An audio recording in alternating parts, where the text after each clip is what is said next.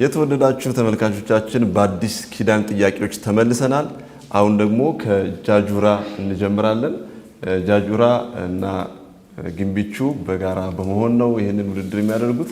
ከግንቢቹ ጌዲዮን ስለ አጠቃላይ ስለ ቀጠናው ወይም ስለ ጉምስናችሁ የምታስተላልፉት ነገር ካለ ምን አለ? እሺ፣ አመሰግናለሁ።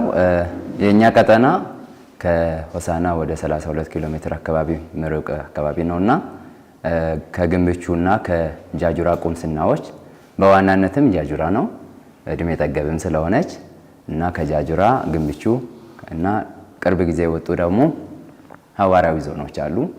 ሐዋራዊ ዞኖች አጉና እና ቃሳውራ አለ እና እነሱ 3 ካህናት አሉን። በእነሱ እንመራለን። በውስጥ ደግሞ ጥሩ እንቅስቃሴዎች አሉ። በየቁምስናዎቹና በየሐዋራዊ ዞኖቹ እንቅስቃሴ ደስ የሚል እንቅስቃሴ በወጣት መዘምራንም በአባቶችም በእናቶችም ጥሩ እንቅስቃሴ አለ። እንዲሁም ደግሞ በተለይም ጃጁራ የሚደነቀው የዓመታዊ አስራት ቀን ነው።